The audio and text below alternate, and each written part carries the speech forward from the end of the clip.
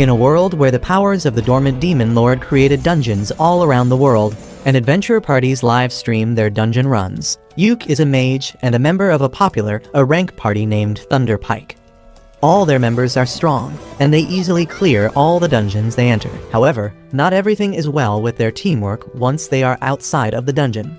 Yuke feels like he is not being paid fairly for his work, and after a successful mission, he tells his party members that he is going to quit Thunderpike.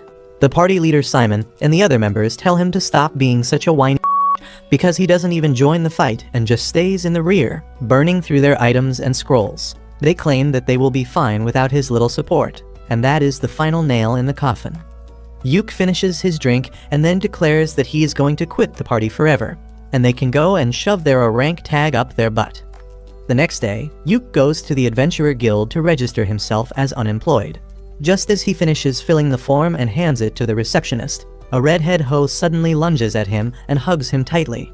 She calls him teacher, and when Yuke sees her, he recognizes her as Marina, a sword mage whom he guided before she took her adventure test.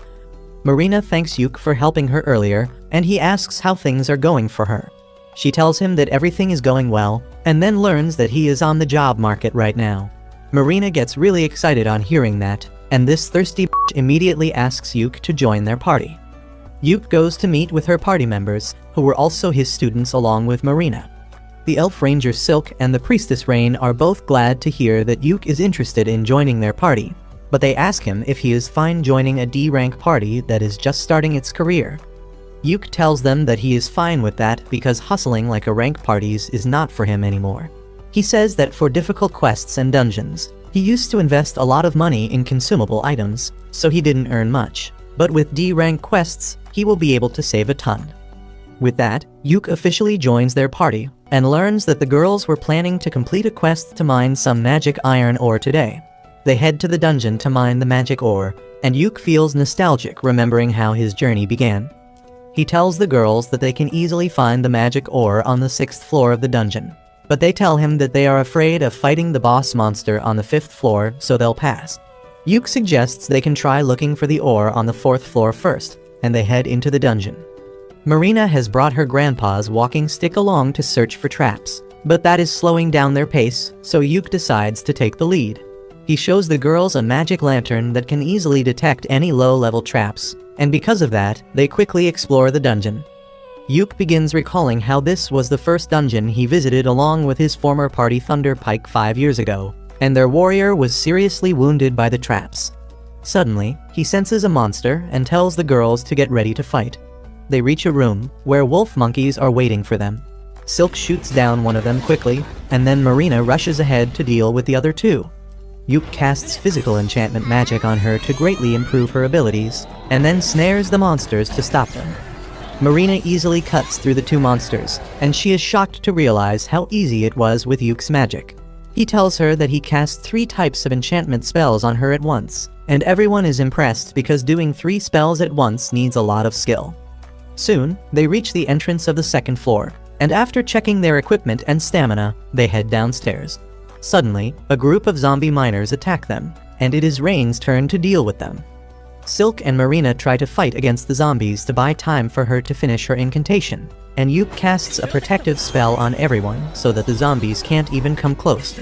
This gives Rain enough time to complete her spell, and she blows away all the zombies with her holy magic. Everyone starts praising her, and Yuke remarks that using holy magic on such a scale costs a lot of mana. He uses a skill called Refresh Mana on Rain to charge up her mana reserves, and she is astonished to learn that Yuke can use it. She tells her friends that it is a rare spell that only red mages like Yuke can use, and with just this spell, one can instantly be admitted to an A-rank party. They are all amazed, and Yuke tries acting down to earth by saying that he is nothing special. They walk ahead, and he keeps pouring holy water on the ground so that the zombies don't attack them after being revived. Silk thinks that it is going to be really expensive, and they don't have the budget for that, but Yuke tells her to relax because he brewed it himself. This shocks Rain because Yuke is not even a priest, but he replies that he can use the purified ashes of the zombies to make holy water using alchemy. Soon, they reach the 4th floor, and Yuke says that they can find the magic ore on this floor. But before going any deeper, he wants everyone to rebuild their stamina by eating something. For that, he pulls out a whole ass stove from his magic bag, which makes the girls excited. Yuk tells them that if they work hard, they can afford their own magic bag someday. He begins cooking egg and bacon for them, and then pulls out a magic pot that magically creates seafood soup for them. The housewife inside Rain gets wetter than the soup itself on seeing a pot that cooks food itself, and Yuk says that he found it in a high-level dungeon and it cost a lot to be repaired. After that, they start eating, and Silk notices that the food has extra mana. Yuk tells her that cooking is basically alchemy, and he put extra effort to empower them for mining the ore later. Soon, they find a giant rock lizard which has mineral ores on its back. Yuk slows it down with his magic, and then Marina uses her ultimate attack to kill it. She is really exhausted by using her ultimate just once, but Yuk replenishes her mana and tells her to keep practicing the skill. After that, they begin mining the ore on the defeated monster's back, but they need more, and Yuk suggests that they go to the 5th floor and defeat the boss to get what they want. The girls are afraid because the boss is a tough monster, but Yuk tells them that he will use his full power to help them. Once they reach the boss room on the 5th floor, Yuk tells the girls that he will fight alone to show them his skills. He then takes out a floating camera artifact to record the gameplay of the boss fight, and Marina suggests that they should livestream it cause it will be fun. Yuk decides to YOLO it, but then he asks the girls the name of their party to tell in the broadcast. They nervously tell him that they haven't thought of a name yet, but then Marina comes up with the name Clover on the spot. She says that the 3 girls are the ordinary leaves of the clover, and Yuk is the 4th and the lucky leaf. Everyone likes the name, and then Yuk asks the girls if they also want to feature in the first live stream of their party. They are fine just watching him, so Yuk enchants himself and then activates the live streaming mode on the camera. After that, he opens the door to the boss room and heads inside to see the giant ugly steel crab. The crab attacks him instantly, but Yuk slips from its claws and then uses 5 disabling spells to blind, poison, and paralyze it. The crab tries to attack indiscriminately, but Yuk just uses gravity magic to crush it instantly. He ends the live stream with that, and Marina immediately hugs him, almost breaking his bones in the process. Yuk then puts the crab in his magic bag, and they open the treasure chest that dropped after defeating the boss to find a ton of treasure and magic ore. After that, Yuk and his party head back to the city in a carriage. He acts polite and asks the girls how do they rate their new party member on a scale of 1 to 10. All the girls are really impressed by his overall skills in the dungeon, but Yuk thinks that they would be uncomfortable to see someone who is older than them suddenly become a party member. The girls tell him that it is not like that at all, and suddenly, Silk has a brilliant idea. She tells Yuk that he should become the party leader because he is the most experienced and powerful out of them. Yuk is flustered because he doesn't think it is right for a newcomer to become the leader, but the other girls agree, saying that their party was officially formed when they decided to name it Clover, and that makes Yuk a founding member.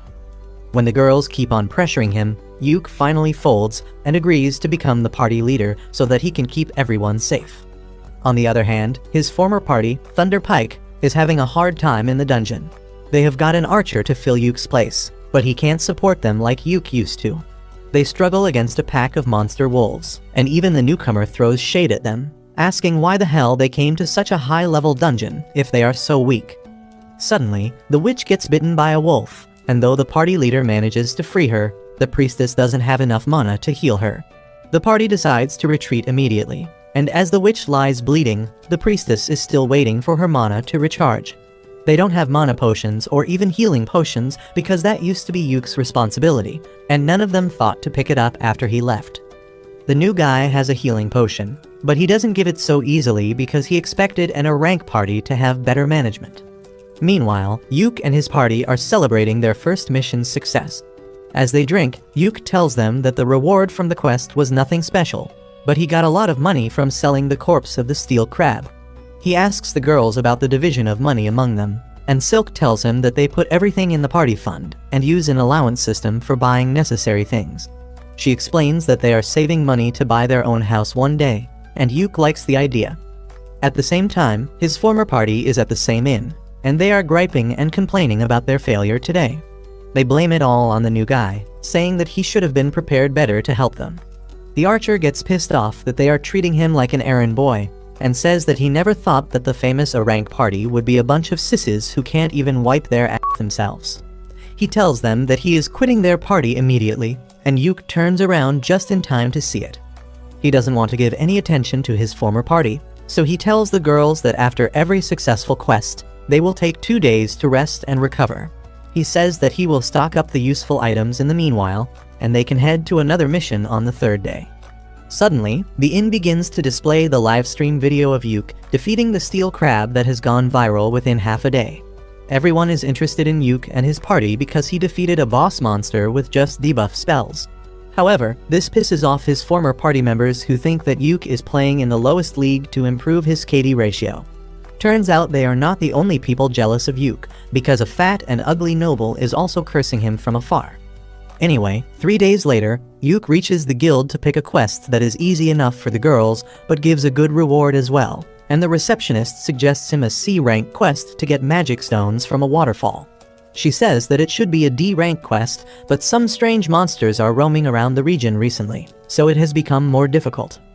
As Yuk is in the middle of thinking about it, the girls come running there, and they agree to take the quest without even asking about it. Only after the receptionist leaves to register the quest does Yuk get a chance to explain that they may have to face a monster during the quest. The girls still decide to take the quest to earn more points and money. Yuk tells them to get ready and meet him in 30 minutes, and then the receptionist comes with a receipt of the quest. She tells Yuk to livestream his quest fights because he has become a minor celebrity after his last livestream. He leaves the guild with that and immediately senses someone following him. He leads the stalker into a shady alley, and it turns out to be the jealous ugly noble. Yuk asks him if he has any business with him, and the noble pulls out his sword, telling him to leave Clover immediately. Yuk uses a snare spell on him discreetly, and then asks the fatty if he is out of his mind for telling the leader of the party to quit it. The fatty tells him that he found the girls first, and he will join their party to become their sugar daddy. But Yuk thinks that he is just a junkie who has had too much magic shrooms today. He refuses to leave the party and walks away, and as the noble tries to attack him, he trips on the snare spell and knocks himself out. Once Yuk joins the girls to go on the quest, they tell him that the fat incel had approached them a few days earlier, and he offered to join their party like he was helping them out. However, his skills were mid, and they decided to ignore him since he wasn't taking no for an answer. Yuk also thinks that the guy must be dumb if he can draw his sword so casually in the streets, and he decides to report him to the guild once they return. After that, Yuk brings up the topic of their quest, and says that while the quest is really simple, they may have to deal with some wild beast-type monster. The girls tell him that they have been to the area around 2 months ago, but they didn't face any monsters back then, and there were no ordinary animals around either. The second part worries Yuk, and he says that the only reason all animals run away from the forest is because of a strong monster. He tells the girls that the monster was present in the forest that time too, but they were lucky enough not to encounter it. He says that as soon as they reach the forest, he will start recording everything, and if they run into the monster, he will live stream it. It will be the best if they win, but if they lose and have to run away, he wants the video to be live so that the guild can see them and send help on time. Soon, they reach the forest and Yuk starts recording as they walk inside. He walks at the end of the group because wild beasts attack any group from behind, and tells the girls not to worry about him because he is wearing a special warlock armor that gives him very high defense stats. They reach the waterfall soon, but then Yuk senses something and immediately turns the live stream mode on. Just 1 second later, the monster terrorizing the forest comes out, and to Yuk's horror, it is a high-ranking monster called the Zarnag, which is found in the deepest level of high-ranking dungeons. Everyone panics on hearing that, and Yuk steps in front of the girls. He tells them that they need to escape immediately, because they will die if they fight against the Zarnag. He decides to stay back and stop it till the girls reach safety, and the guild sends backup. But suddenly, Marina draws her sword, telling Yuk that she isn't leaving him behind. Silk and Rain also agree with her, and they begin using their abilities to slow down the monster so that they can kill it. Yuk has no choice but to let them in on the action, so he first enchants their physical abilities. Marina rushes ahead to stop the monster while Rain chants her spell, but she gets slapped away. Yuk tries to stun the monster with lightning magic and then casts multiple debuffs on it, but despite that, it doesn't seem to slow down. Yuk realizes that it is a special monster, and he asks Marina to buy him some time so he can use a very powerful spell.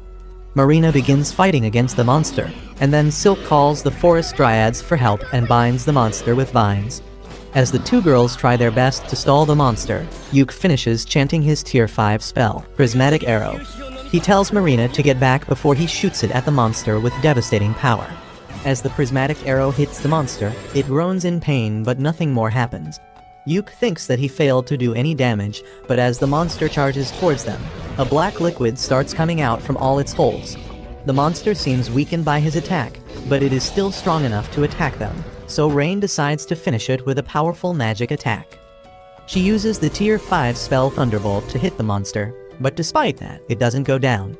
However, Yuk realizes that the monster has been stunned by the strong attacks it took, and this is the perfect chance to finish it off. He tells Marina to go ahead and kill the monster, and she dashes towards it, activating her ultimate skill just as Yuk enchants her sword to land a critical hit. The monster's head falls into the river as the sky clears, and it releases a fountain of blood. Everyone is relieved at this, and then Yuk remembers that he was live streaming this fight. He thanks all the viewers for watching the fight till the end, and then ends the stream.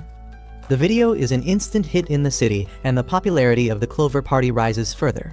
But the leader of Yuk's former party is pissed because of that. Meanwhile, Yuk is feeling dizzy after using too much mana in the fight earlier. Behind him, the girls are excitedly chatting about their fight, and Yuk thinks that this video will give their careers a huge boost. He approaches them, congratulating them for the successful mission, but adds that he is going to spank them for not listening to his orders earlier. The girls confront him, saying that they are going to lecture him too because he was planning to sacrifice himself just now, and they won't have allowed that to happen in any case. Yuk realizes that this is a 1 versus 3 match and he can't win against the girls, so he says that they will review the mistakes they made later. Soon, they reach the lake where they are supposed to complete their mission, but the girls get in the mood for a swim. Yuk tells them to take a dip in the time he sets up camp. As he hears the girls happily splashing around, he remembers how he was training them to be adventurers just 6 months ago. He kept telling them about the ways in which they could improve themselves and their party, but he always had the feeling that they would make a great team.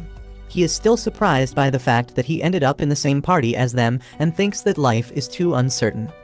A few days later, Yuk and the girls are summoned by the guild master, and the girls are anxious about the meeting. Yuk believes that the guild master wants to talk about the high-level monster they defeated in the forest, because a dangerous quest like that should not have been given to a D-rank party like them. He thinks that normally, any guild master would praise them, but he knows the old man in charge of this place is not normal.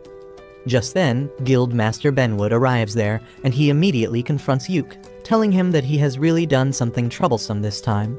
Yuk tells him that it is not his fault, and Benwood sternly asks him to tell him the things that he didn't mention in the report. His tone scares the girls and Yuk lashes out at the old man for intimidating them. However, that was what the guild master was waiting for, and he tells Yuk that he should have stopped talking politely earlier if he wanted him to stop acting scary. Benwood then sits down and tells everyone to take a seat too. He asks Yuk to answer his question now, and tell him what he thinks about the monster that he encountered in the forest. Yuk tells him that the signs point to it being an overflow, but not the one you will find on Anime. Benwood grows concerned on hearing that and tells the receptionist to generate an investigation quest. Meanwhile, Marina asks Yuk about overflow, and he explains that it happens when a catalyst causes monsters to come out of dungeons. If things get worse, it can lead to a stampede in which a huge army of monsters destroy everything in their path. The girls are worried to hear that, but Benwood tells them that the guild will handle the investigation. He then bows down to the 4 of them and apologizes for putting them in danger. The girls are taken aback by that and say that they were fine because Yuk was with them. The old man says that he watched the stream and he thinks they are quite skilled too, which is why he is going to promote them to C rank. The girls are delighted to hear that, and then Benwood turns to Yuk to give him another good news. He is being promoted to a rank because the prismatic arrow spell he used during the fight is a new spell he created, and all the guild officers believe that he should be promoted. Yuk can't even process what is happening, but Benwood brings out the promotion documents and tells him to sign it. Later, Yuk and the girls go to the guild inn to celebrate their promotion. Yuk hands over the earnings from the mission to Silk, who finds that the amount is much more than she expected. She stacks the gold coins to count them, and at the bottom of the pouch, Benwood has left a platinum coin as an apology. The girls are excited to see the platinum coin, and then Silk says that after adding today's earnings, they have enough money to buy their own base. They begin drinking and eating to celebrate this special occasion, and then Rain asks Yuk about his dream as an adventurer. He tells her that he dreams of challenging the last floor of the dungeon named Infinite Darkness, and that makes the girls spit out their drinks because that dungeon is said to be ridiculously dangerous. Yuk says that it is true because the final floor of the dungeon holds the Abyss Gate that leads to the underworld.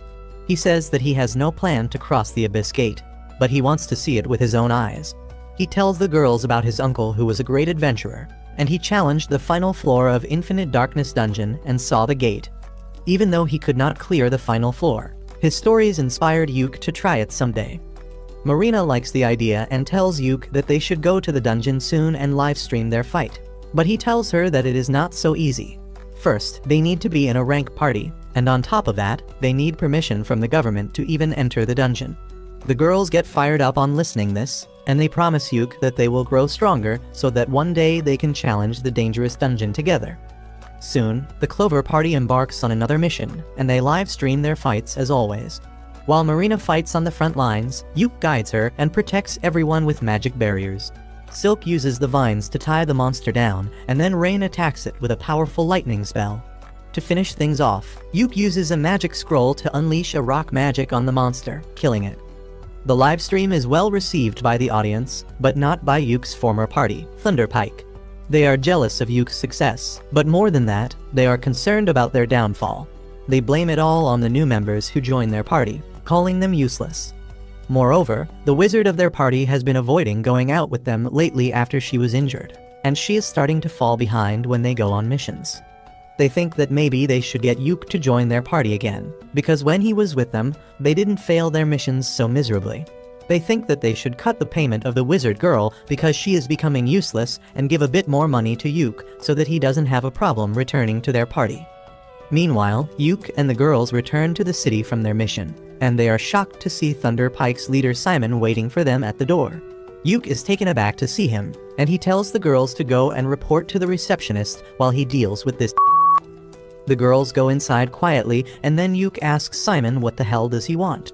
Simon invites him to talk over a drink, but Yuk refuses, saying that he is tired because of the quest.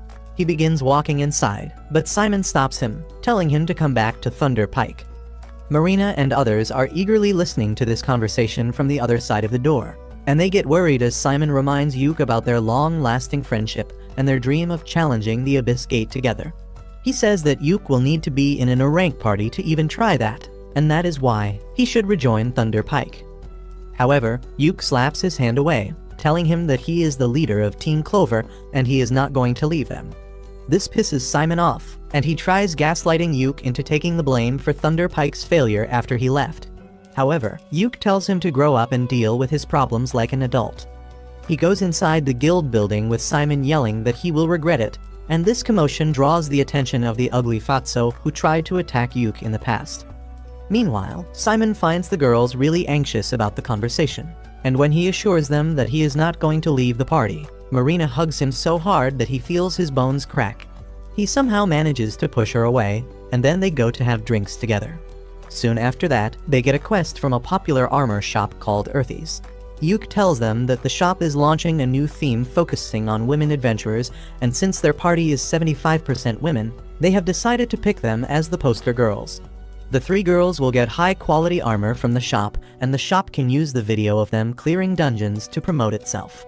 The girls are surprised to hear this good news, and they find that they will get the armor for free, and on top of that, they will also be paid for completing the quest. They get really excited on hearing this, and soon their party goes to the city where Earthy's shop is situated. While Yuk waits in the market, thinking about the time he came to this city with his previous party, the girls get their new gear. They soon come running to show their new drip to Yuk, and he starts his blood flowing down to his third leg. He then tells them that instead of live streaming their fight, this time, they will have to hand over the recording to Earthy's as per the quest. He starts recording, and then his party enters the dungeon.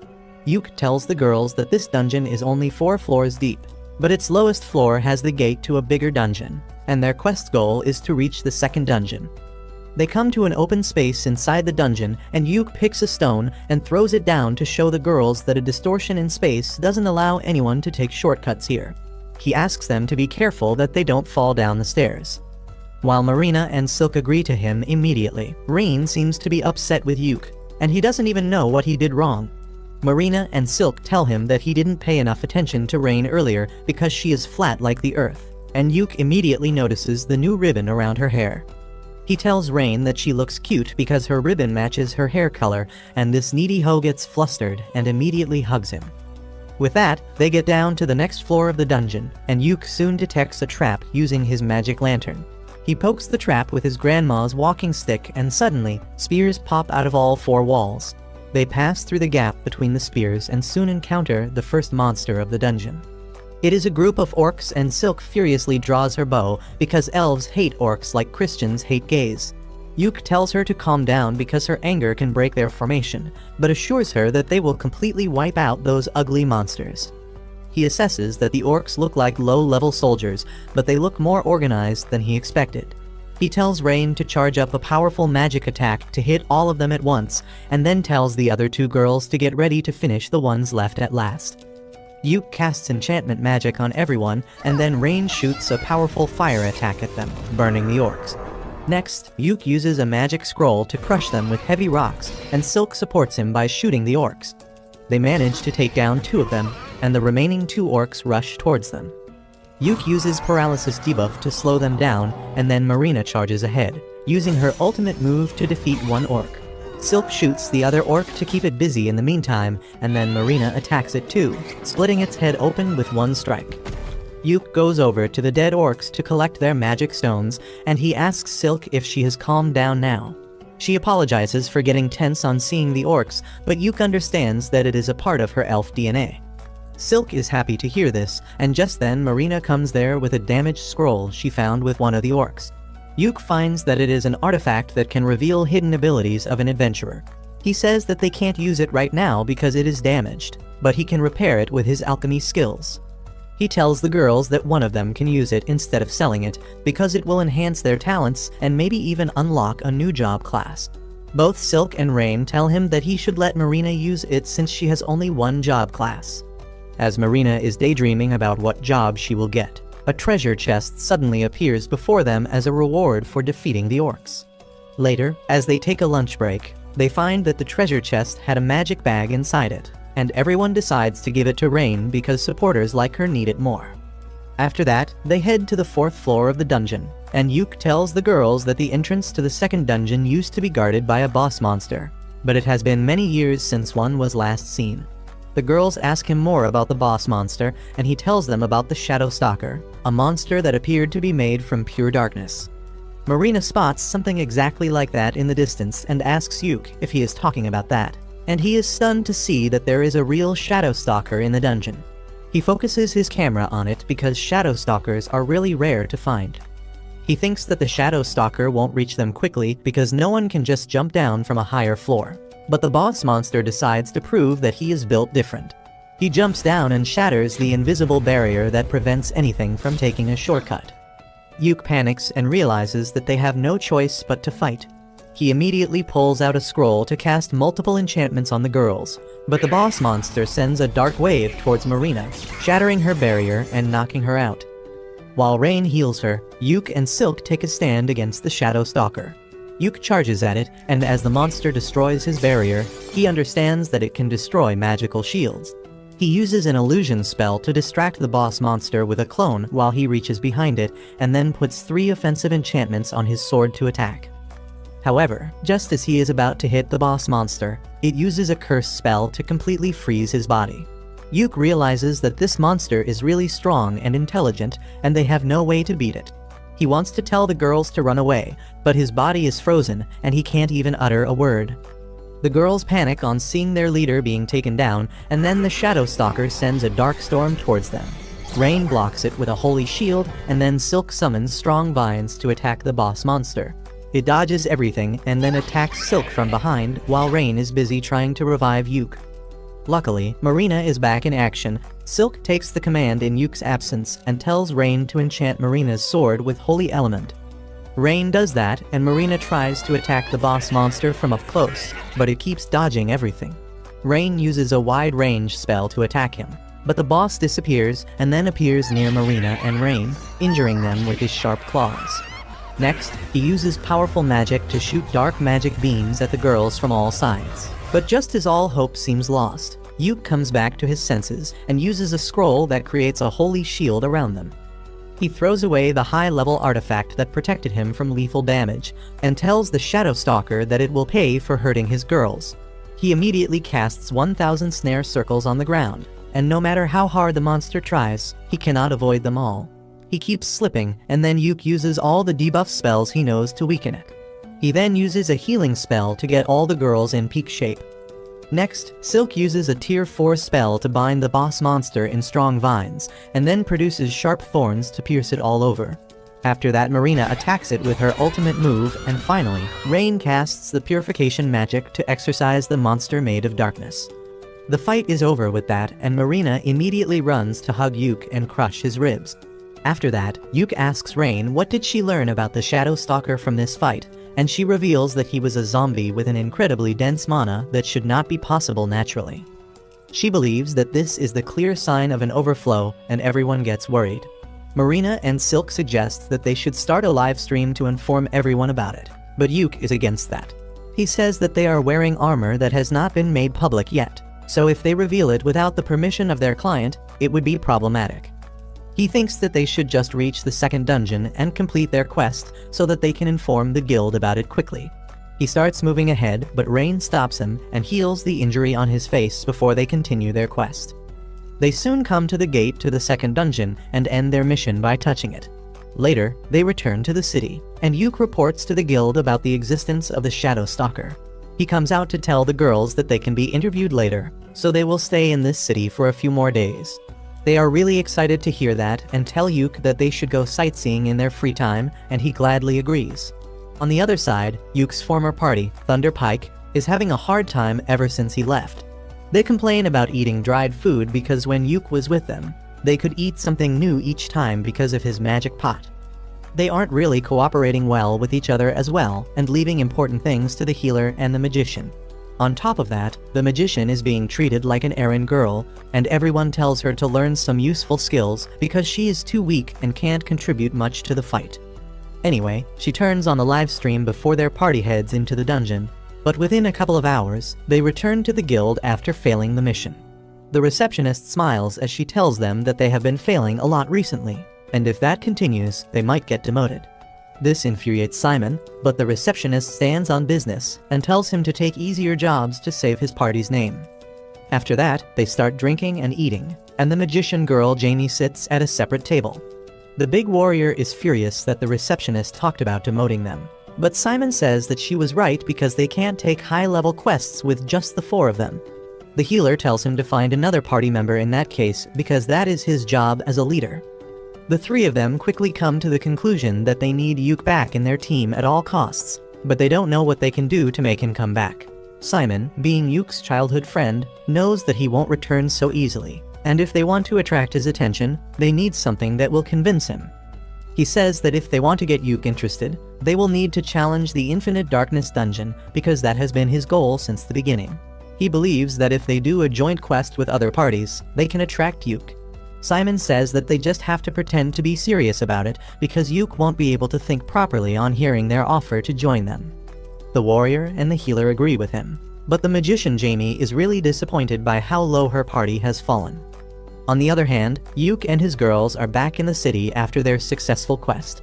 As they take a stroll through the market, everyone recognizes the girls because they were in the ad video released by the popular armor brand Earthies, but some butthurt men are jealous of them as well.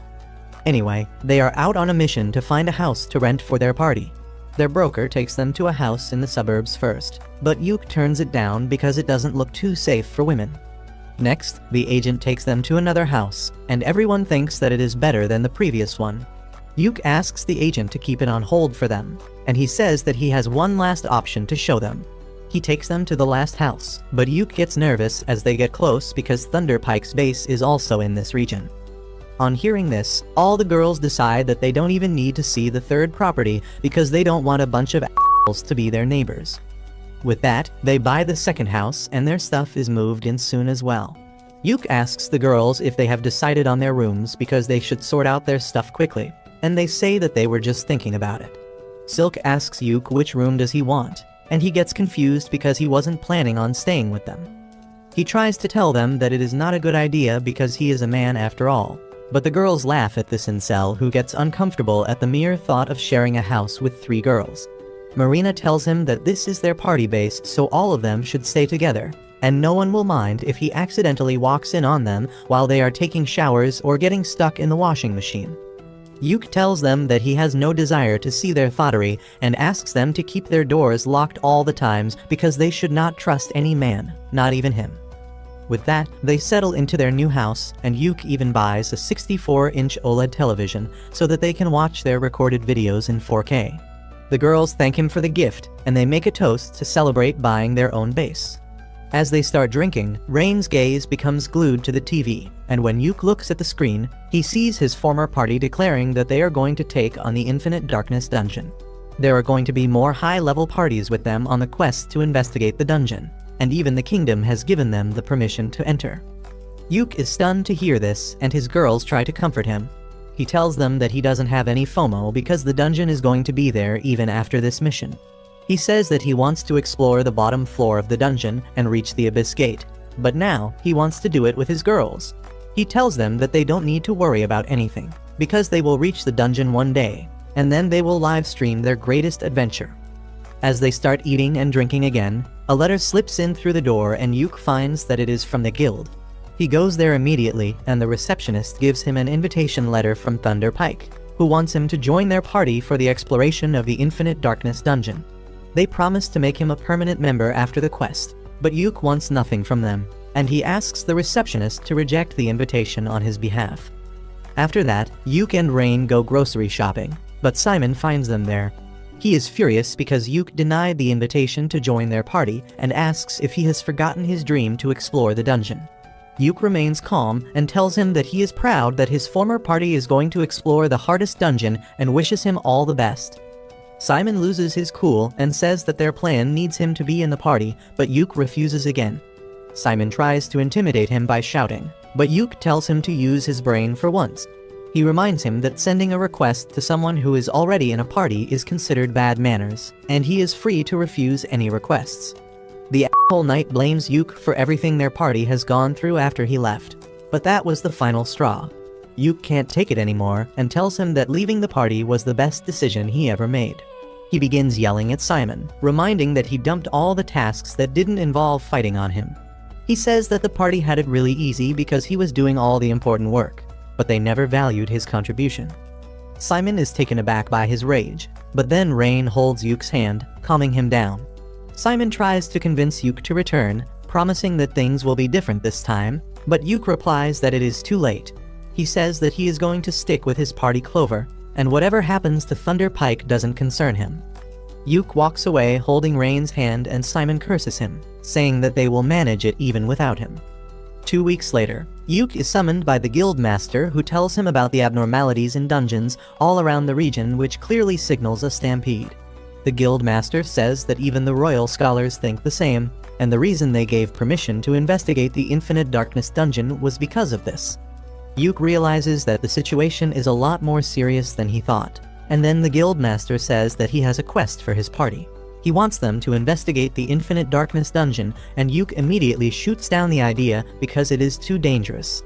He says that Thunder Pike and other rank parties are strong enough to do the quest on their own, but the guild master informs him that 2 of the parties, including Thunder Pike, have backed out. He then gives Yuk a report about the only recorded log of the Infinite Darkness dungeon, reminding him of his dream to reach the bottom of the dungeon. The guild master tells him that they need someone as skilled and resourceful as him to take charge of this investigation. The old man then gives Yuk a scroll of exit, a super rare item that can teleport one out of the dungeon. Yuk asks why is he so insistent on him to take the mission, and he replies that he is the only person whose information he can trust. Just then, the receptionist comes there and hands over the official quest letter from the king to Yuk. He realizes that it will be tough to turn down the mission now, and tells the guildmaster that he will consult his party members before giving a final answer. Once he reaches home, he explains everything to the girls and says that they should turn down the request because it is too dangerous and they are not prepared for it. The girls, however, think that they have the latest equipment, and with some luck, they can manage to investigate the dungeon. Yuk is still not convinced because he is scared of losing them, and Rain hugs him, asking him to show more trust in them. The other girls also tell him to stop hesitating and chase his dreams freely, because they want to rise up in the world of adventurers with him. Their words give Yuk confidence, and he goes to the guildmaster's office with the girls and accepts the quest. He says that they might need another party member to fill in the role of a scout, and the guildmaster says that he has already prepared for that. On his cue, the receptionist comes there with a nervous cat girl who introduces herself as Neen. She says that she specializes as a ninja and wants to join their party for this mission. Yuk has no problem with a new party member, and they immediately go to the entrance of the Infinite Darkness dungeon, which surprisingly was under the guild building the whole time. The receptionist tells them that the guild building was made on top of the dungeon entrance to hide it from the world. The guild master tells Yuk that initially, there were 3 rank parties that were going to enter the dungeon, but 2 of them backed out. Yuk's former party, Thunder Party, is the only one left, and right now, they are inside the dungeon, but their sponsors are not happy with them. The guild master then tells him to be careful on the mission and wishes him all the best. Yuk checks his party's status and finds that all of them are fully prepared to enter the dungeon. With that, the entrance to the dungeon is opened, and Yuk starts the live stream before heading inside. The space inside the dungeon is warped with irregular gravity, but the party is able to walk through the passageway without difficulty. The cat girl Neen uses a magic lantern to check for any traps and a magic compass to find the direction. She finds no traps nearby, so she decides to go ahead and scout the area on her own before everyone else can catch up. In the meantime, the girls ask Yuk how is he feeling after coming to the Infinite Darkness dungeon that he has always dreamt of. Yuk tells them that it isn't as emotional or thrilling as he imagined, but Silk says that she is feeling quite excited. She says that her main reason to start adventuring was money, but when she heard Yuk talking about his dreams so passionately, she changed her mindset. That is why she feels really excited to be standing in this dungeon alongside Yuk, because he is very close to fulfilling his dream. Yuk is glad to hear that, and just then, Neen returns with her report. She found nothing dangerous on the first floor and even located the entrance to the first floor. But it is even more weird. There is a sunken ship in the middle of a forest on the first floor, and Yuk keeps looking around for anything more suspicious or out of place. He tells the girls that Thunder Pike has already reached the 8th floor of the dungeon. Marina says it is too slow because they started their journey 2 weeks ago. Yuk says that their pace is going to be even slower because they just have to investigate the dungeon for any odd thing. They are going to live stream everything so that the scholars at the Royal Academy can locate any problems or suspicious things. Just then, Neen stops everyone because her magic mirror shows her that a monster is nearby and they can't avoid it. They soon come across the monster, and Yuk asks Rain to hit it with a compact defensive spell and Silk to aim for its head.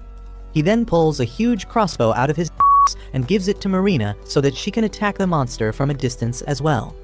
Rain starts chanting a powerful spell, and while she takes her time, Yuk uses his special magic prismatic missile to hit the shark-headed monster. That doesn't do much damage, and the monster starts coming towards them, so Marina shoots it with her crossbow, piercing its chest. The monster gets furious because of this, and then Rain hits it with a fire spell, setting it ablaze. The monster is still standing, so Silk shoots 3 arrows at it. Seeing that it is still struggling to stay upright, Yuk gets in front of the girls to protect them, but after a few seconds, the monster finally falls down. Neen is impressed because she didn't even get to show her skills, and on top of that, she saw the unique spell that made Yuk famous. After that, they reach the safe zone and Yuk pauses the live stream while everyone rests and recovers their strength. Next, Yuk shifts everyone's attention to the treasure chest in front of them and suggests that they should open it off camera to avoid any controversies.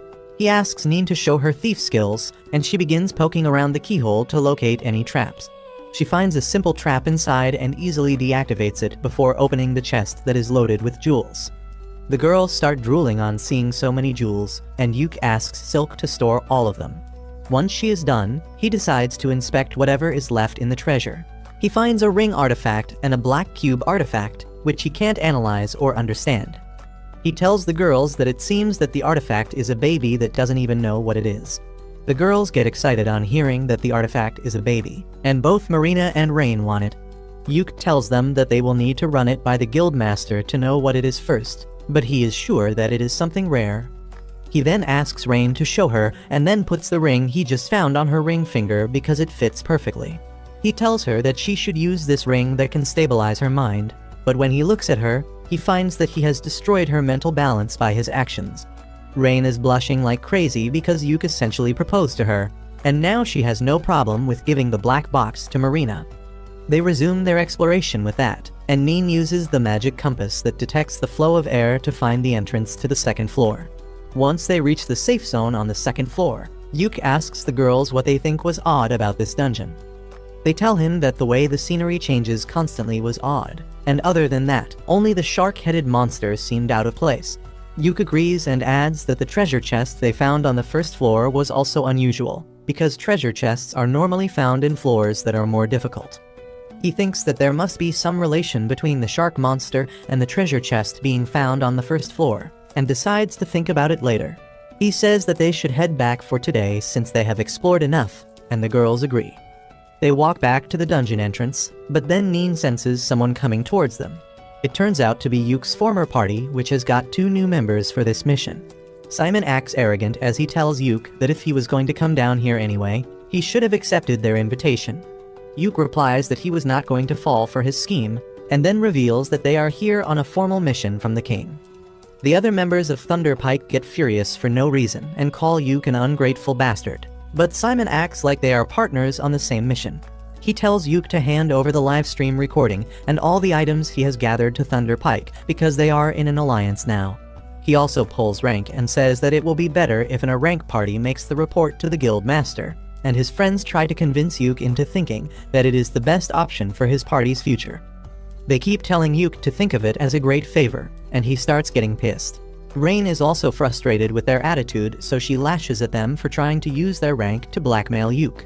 Simon's party members tell her to shut up, calling her a savage dark elf, and that is when Yuke runs out of patience.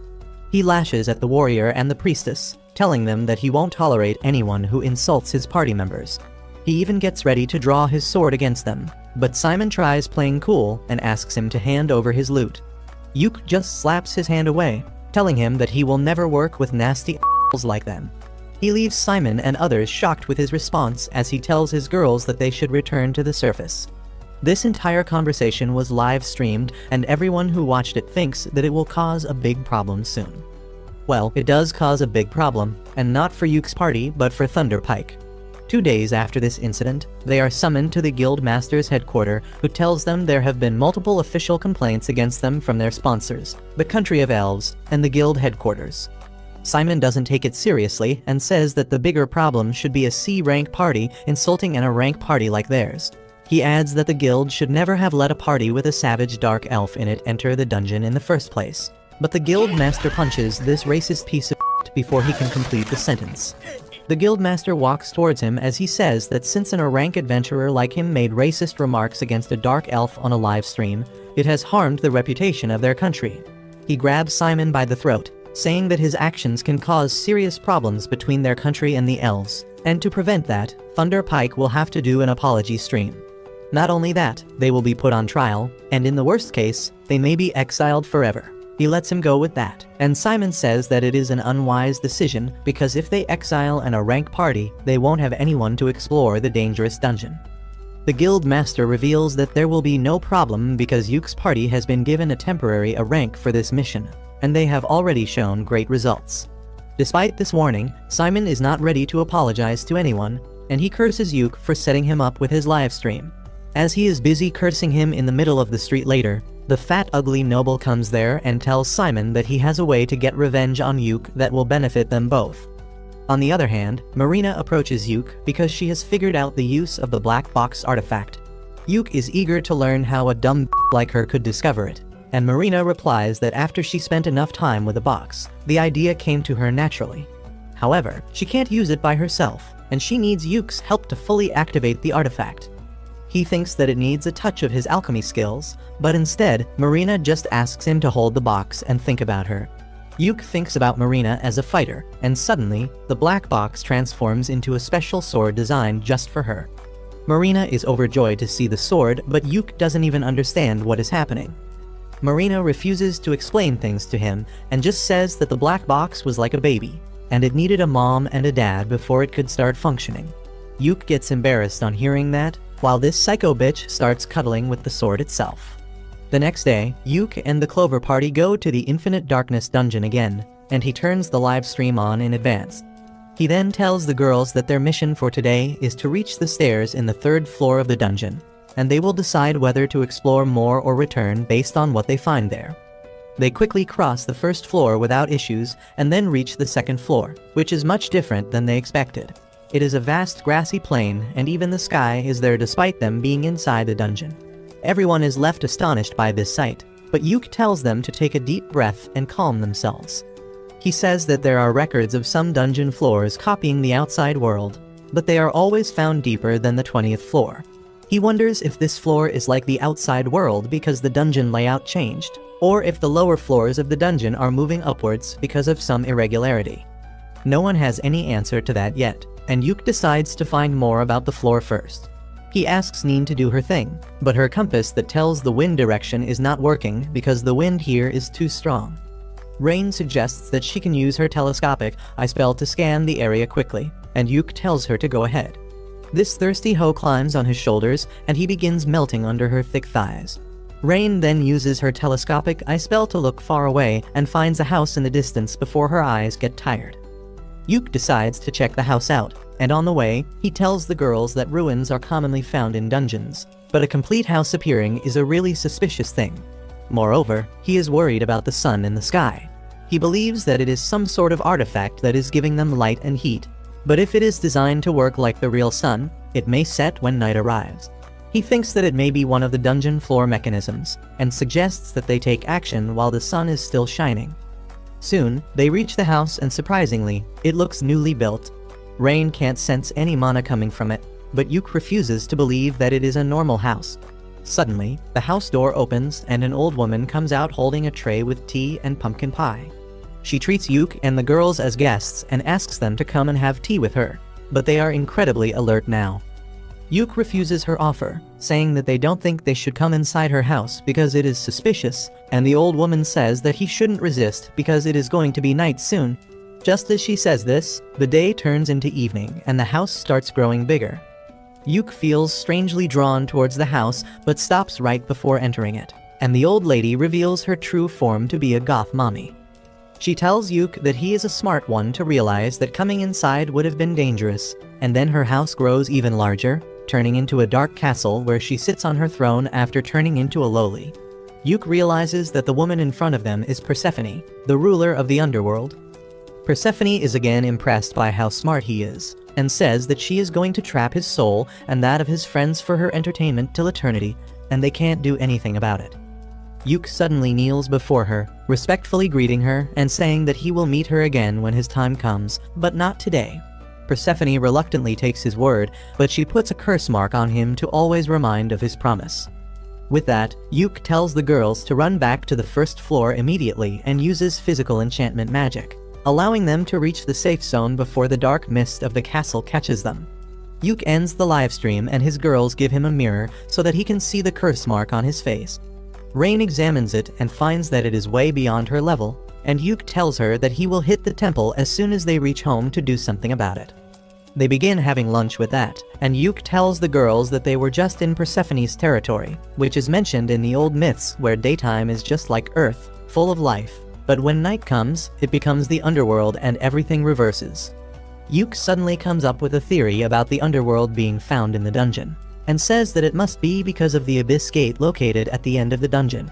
He says that different worlds are connected to each other through the abyss gate, and the infinite darkness must be a special dungeon that can replicate those worlds inside it. He thinks that Persephone's world is one of such worlds, but the bigger mystery is how something so dangerous was present on the 2nd floor of the dungeon. Suddenly, Yuke comes up with another theory that states that maybe they did not go to the 2nd floor, but to the 30th floor, which is the last explored floor of the dungeon.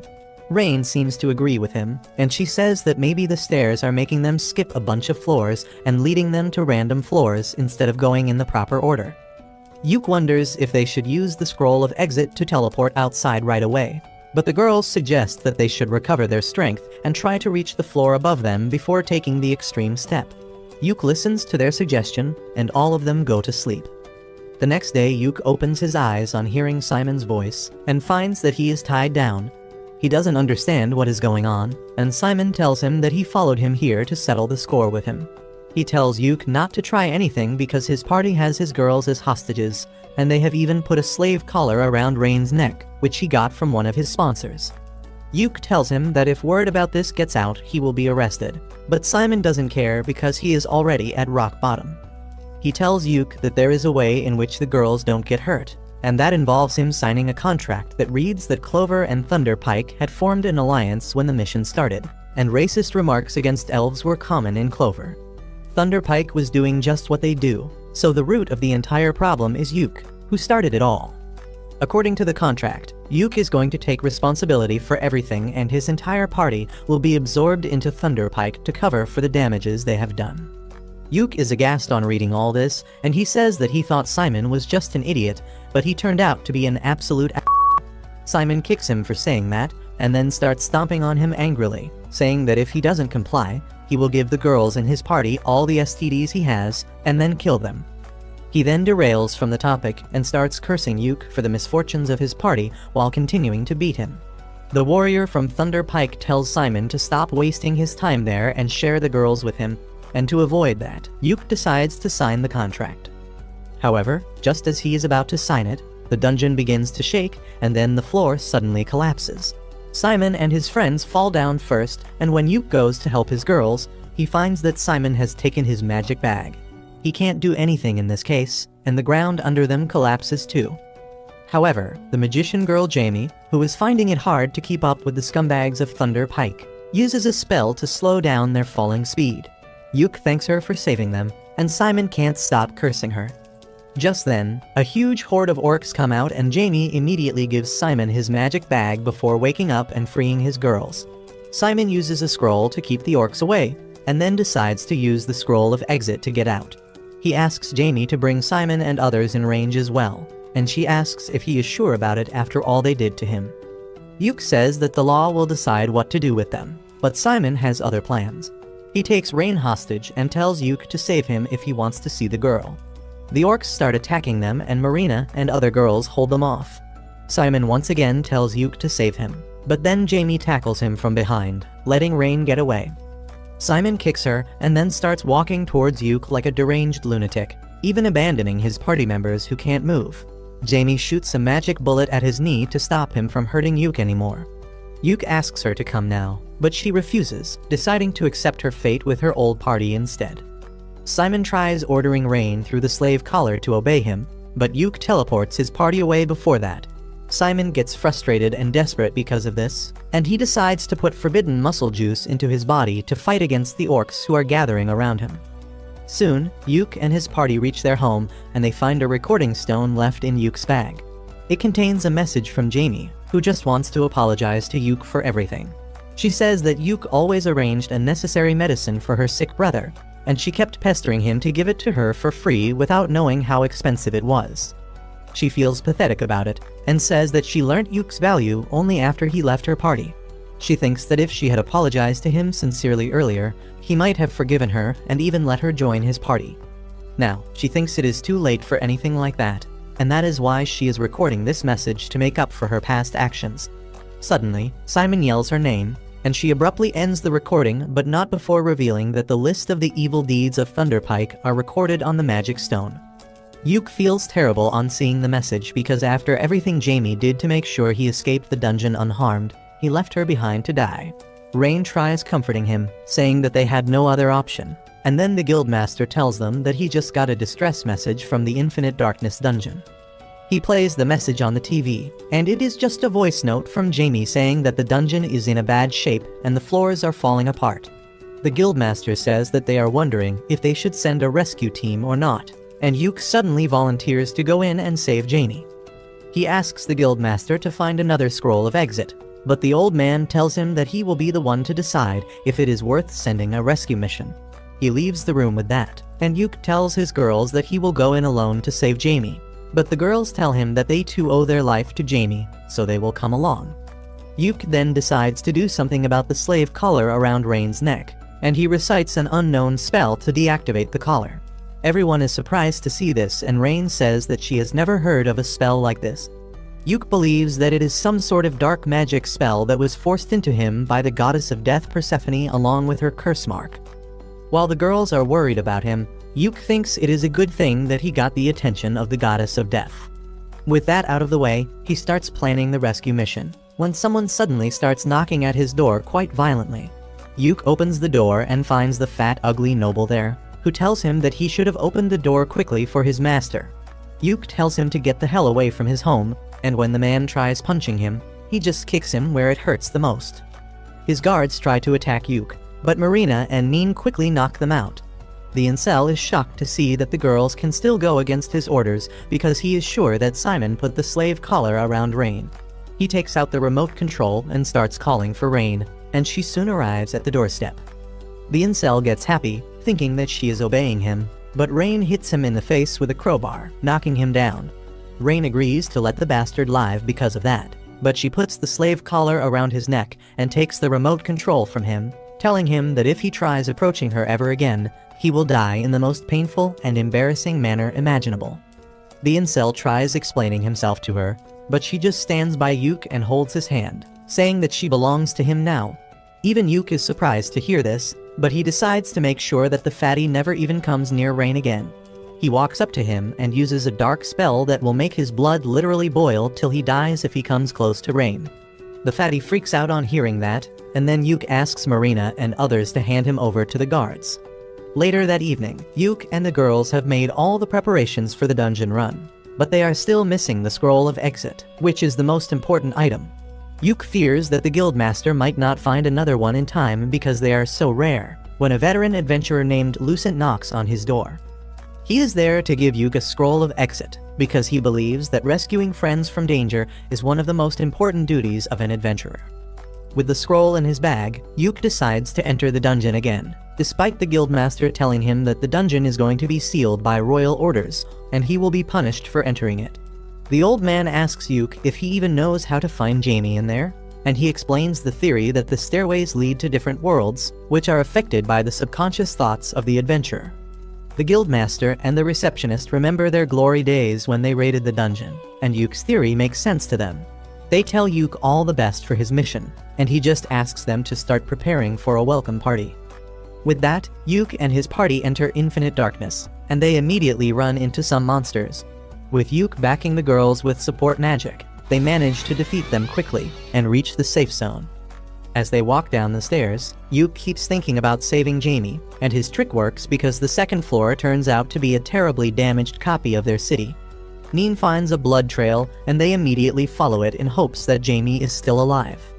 They find her unconscious near her apartment, but then, to their utter surprise, Simon comes out and tells Yuk that he was going to come looking for him anyway. Yuk can't believe that Simon is still alive, but Silk tells him that he is not.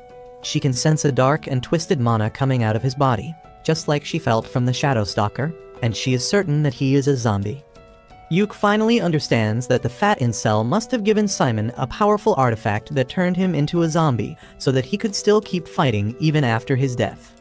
Simon tells Yuk that he will make him pay for everything he has done, and releases a powerful wave of dark energy, and Marina immediately charges ahead to face him. Yuk quickly buffs her, and she manages to cut off Simon's arm before retreating. However, that is pointless because he immediately grows it back. He then releases another burst of dark energy towards Yuk, who uses a scroll to create a holy magic shield. Simon immediately charges towards him for close combat, but Yuk dodges his attack and tries to snare him, but that doesn't work. In the meantime, Silk and Rain use their magic spells to trap Simon, but he easily destroys them with his dark magic.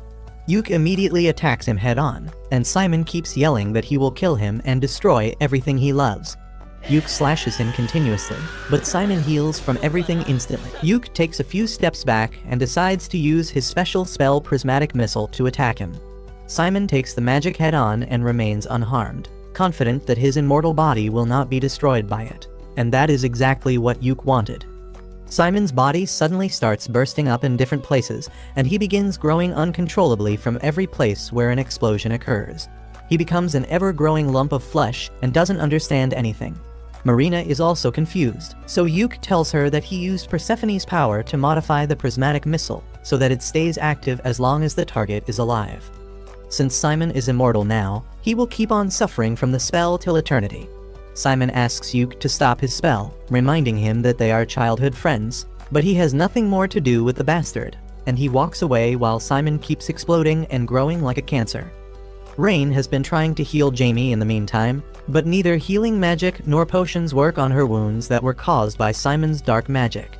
She has lost hope of surviving and apologizes to Yuke one final time before dying, but he tells her not to give up just yet. He uses Persephone's power to dispel all curses from her, healing her injuries instantly. Jamie faints as soon as her injuries are cured, but Rain is certain that she will be better now. Suddenly, the sky turns dark and a bunch of shadow stalkers spawn out of nowhere. They begin tearing apart Simon, and he keeps screaming in pain while his body continues to grow. Yuke bids farewell to the man who was once his friend as he uses the scroll of exit, leaving Simon to suffer in the dungeon for an eternity. 1 week after this incident, the guildmaster summons Yuke and Jamie to hand over their punishments. Yuke and his party's punishment is just a deduction of their score and a 1-month ban on any adventurer work, while Jamie's punishment is cancellation of her adventure license for 1 year. Neither of them can believe that they are getting off this easy, but the old guildmaster tells them to not think too much about it. They leave the guild after that, and Jamie still cannot stop apologizing to Yuke for everything Thunderpike did to him. She feels pathetic for taking advantage of his kindness for so long and wants to change, but Yuke tells her that she has already changed enough.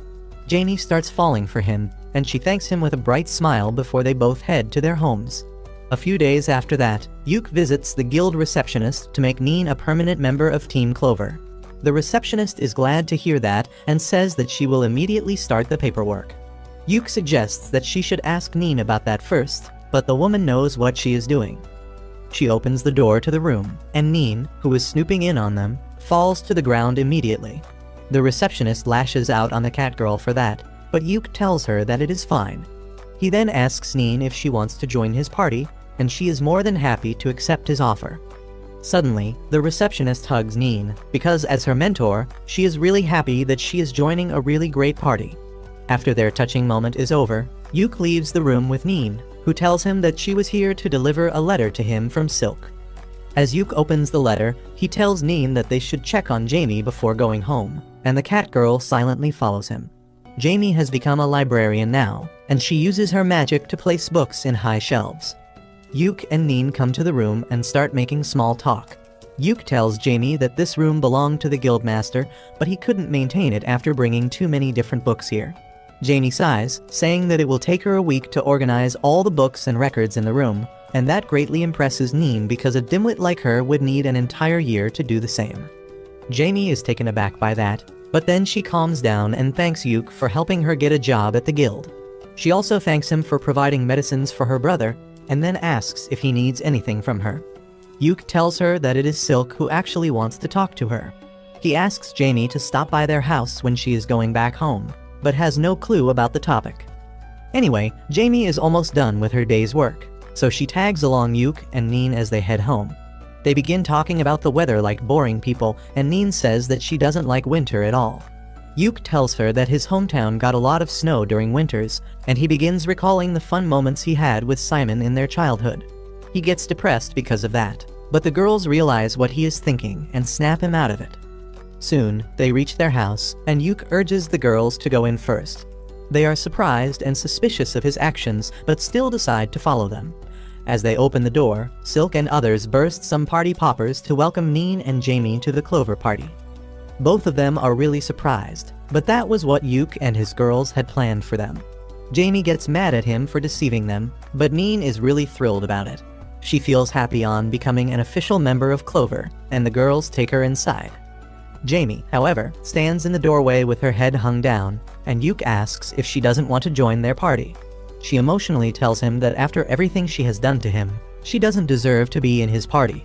Silk and others return to the doorway on hearing this, and they tell Jamie that she is one of them now.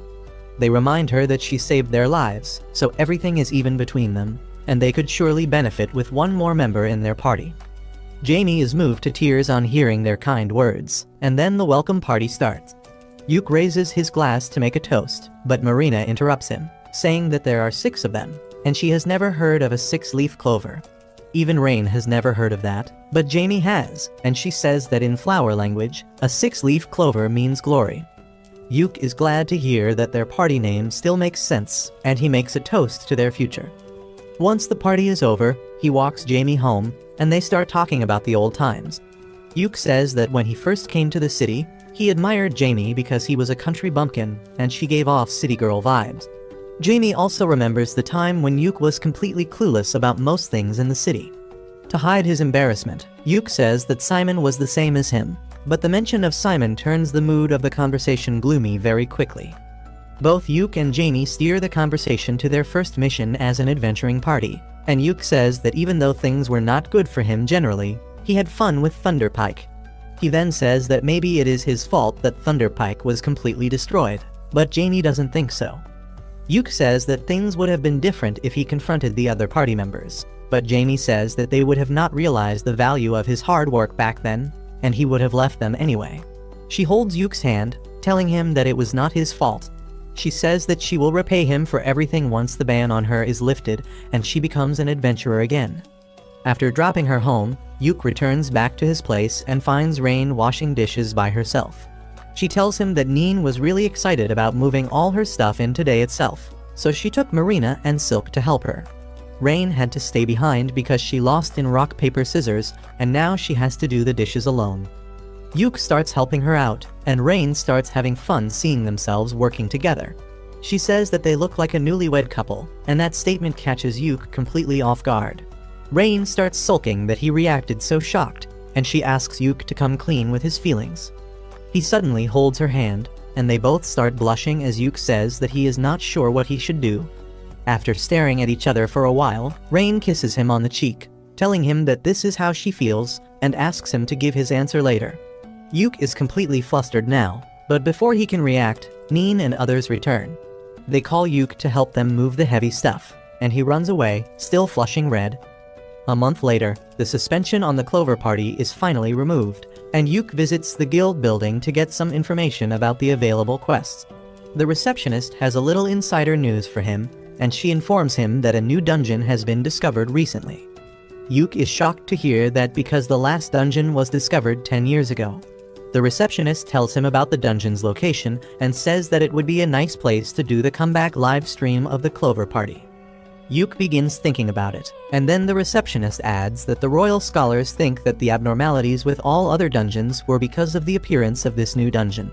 Since the Clover Party did a great job investigating the Infinite Darkness dungeon, the scholars want them to investigate the new dungeon as well, and the kingdom has issued an official mission request for them. Yuk is surprised and thrilled to learn that the kingdom is giving his party another great chance, but he cannot give an answer to the request before consulting his party members.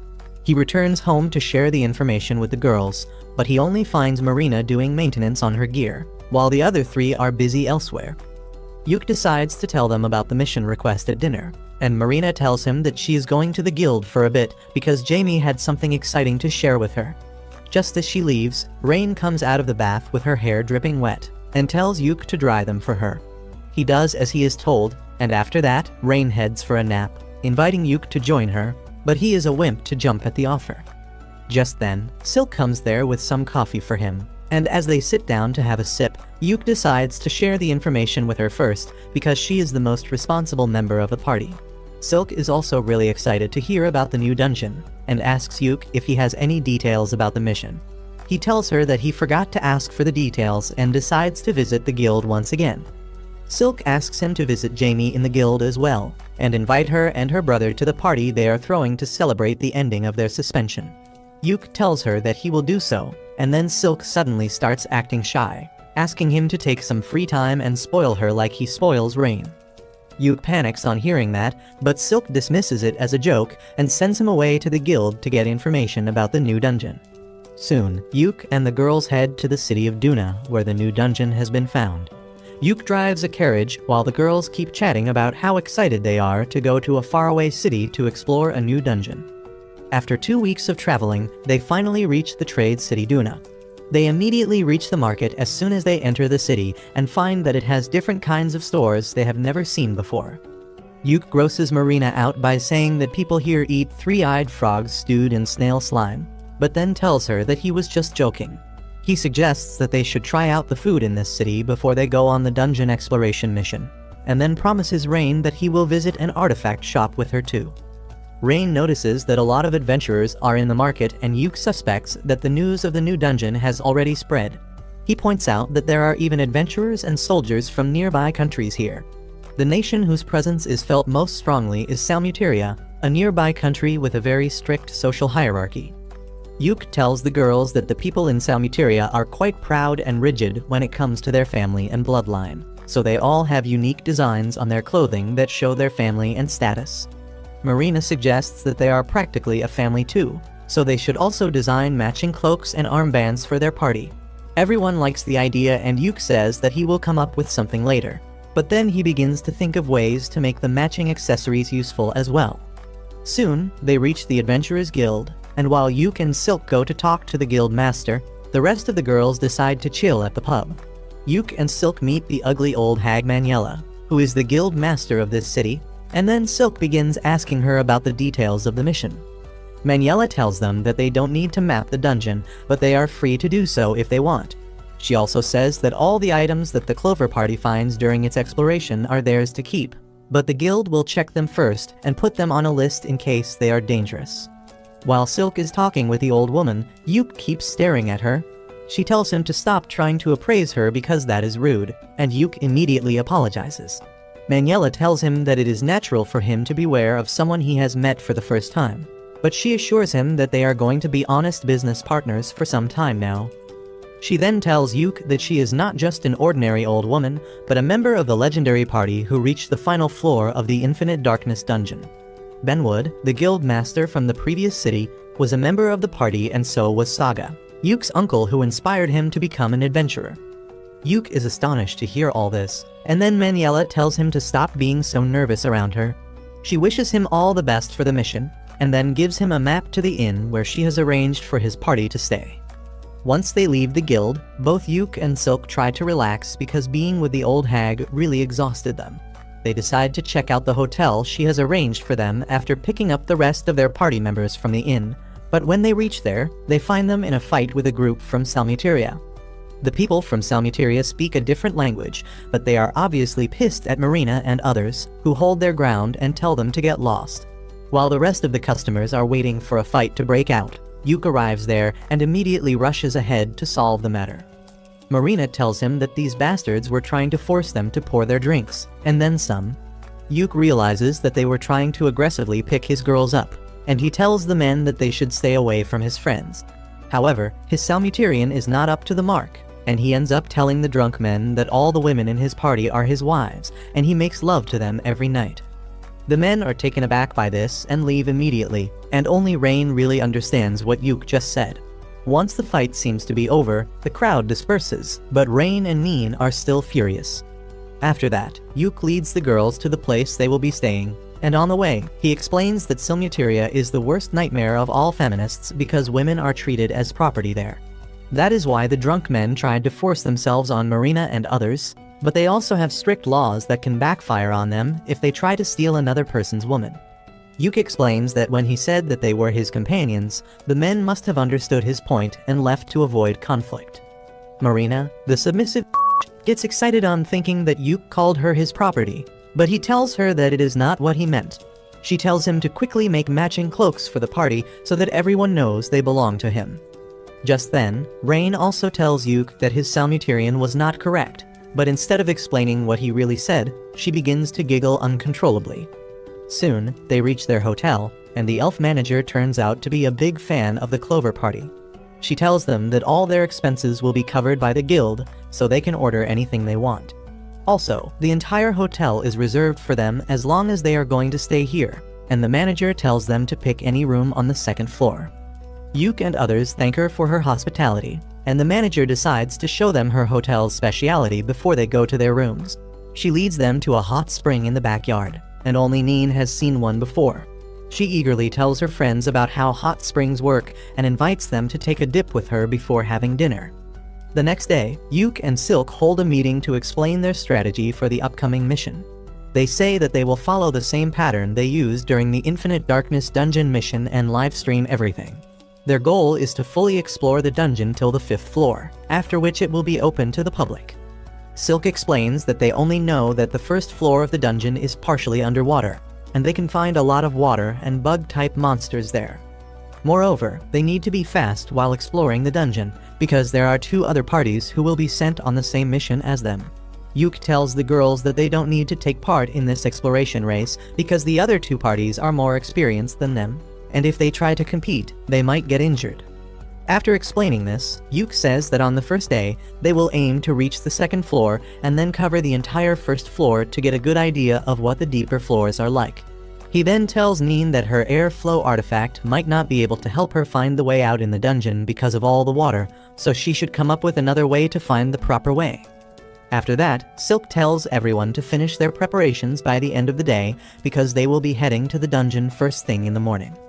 The next day, they head to the dungeon's location, and Manuela is there to greet them at the observation center set up by the royal scholars.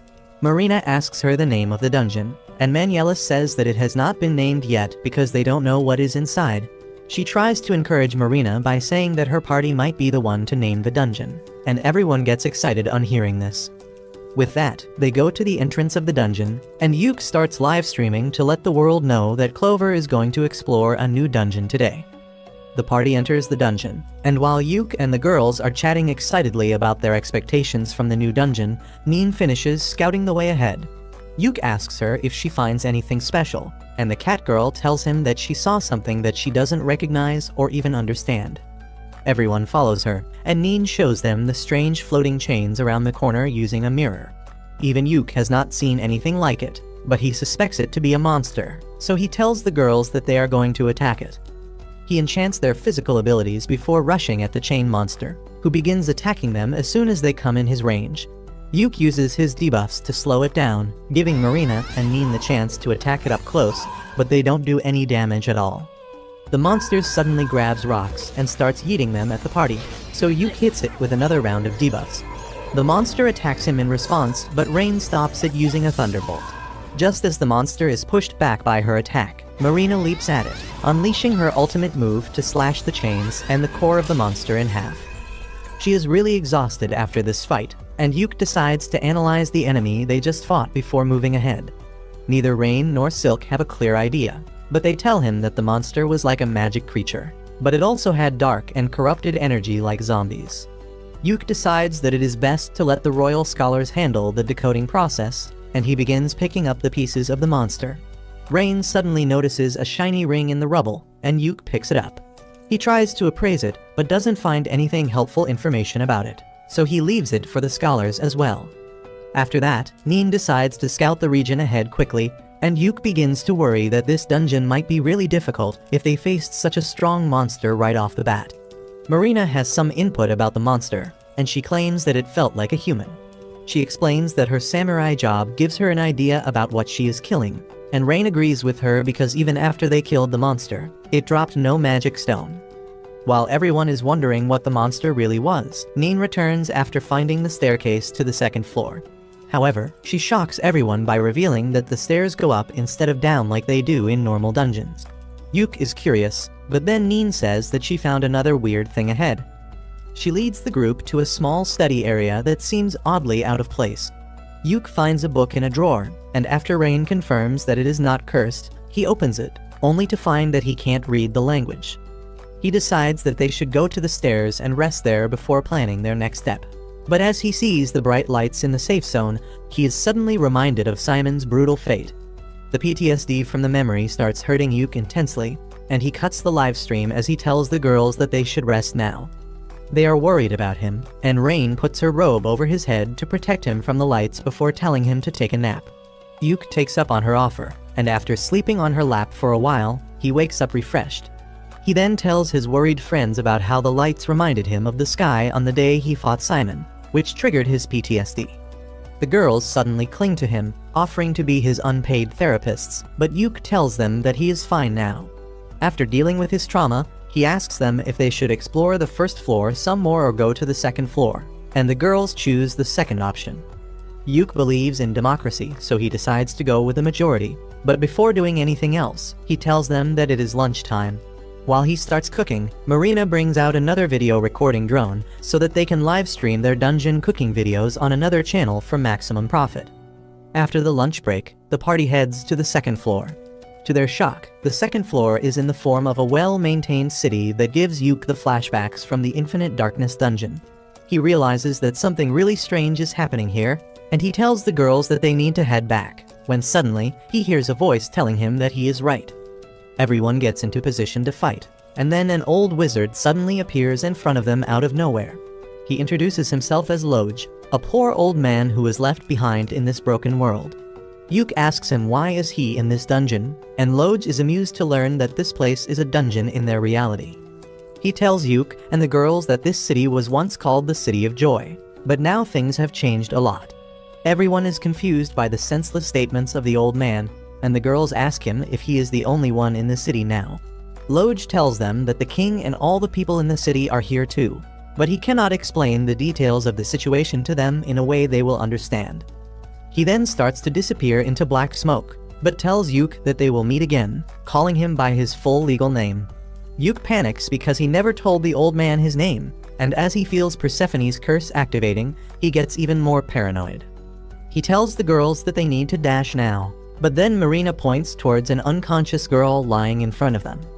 Soon after that, Yuk and his party come out of the dungeon, and he goes to the old hag and the royal scholars to discuss the strange things they saw.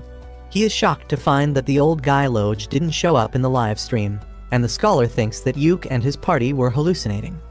The scholar says that they are still studying the things they brought back from the dungeon, and then Maniela decides to take Yuk for a walk.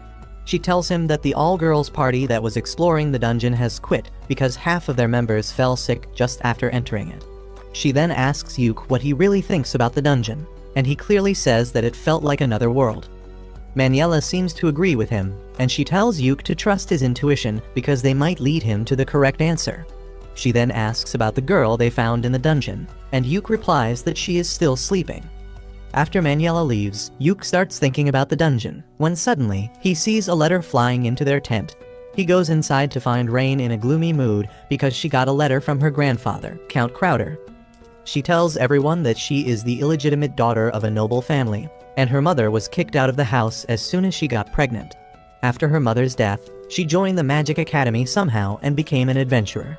But now her grandfather, who never even acknowledged her existence, has sent a letter calling her back. As Rain starts crying, Yuk reads the letter to learn that Count Crowder has fixed Rain's marriage with the second prince of Salmuteria. He still calls her a bastard and tells her to be grateful that she is getting a chance to serve the family, and everyone gets furious on reading that. Rain is really devastated and doesn't know what to do, but Marina tells her that there is a simple solution to the problem, which is ignoring it entirely. She points out that Rain's name is not even written on the letter, so they will pretend that it was not meant for her. And though it sounds really dumb, Yuk is on board with that idea. He burns the letter, saying that now there is no proof that they even got it, and the relieved Rain hugs him and starts to cry. Yuk comforts her, saying that if the Count tries to reach her again, they will come up with an even better plan. He then asks Neen to contact the guild receptionist, who is also her mentor, and request her to collect all info on the Count and the second prince of Salmuteria. He also wants her to erase any proof that Rain is from the Count's family, and Neen agrees without even realizing that her mentor used to be a legend back in the day. After that, Yuk tells Marina and Silk to prepare for the next dungeon run, while he takes Rain outside to talk. He tells her that he has a reckless idea to save her from her family, but that involves marriage. Rain blushes as Yuk explains that if she marries him, she becomes his property according to the rules of Salmuteria, and then no one from that country can take her away from him. Rain has no doubts or hesitation about the plan, and she agrees to be Yuk's wife even if it is just an act. The next morning, Yuk and Zack, the leader of the second party, meet with Maniela, who tells them that they are going to continue the dungeon exploration mission after all. Zack is really excited about it, and also quite hostile against Yuk as he tells him that his party is going to explore the dungeon first. After the weirdo leaves, Maniela tells Yuk that his marriage with Rain has been approved, and she is pretty confident that the marriage won't stay a fake one for long. After that, Yuk and his girls head to the dungeon once again to explore the city on the second floor. Neen goes ahead to scout it as usual, and she immediately comes back running to tell everyone about a giant cocoon in the city square that looks creepy and dangerous.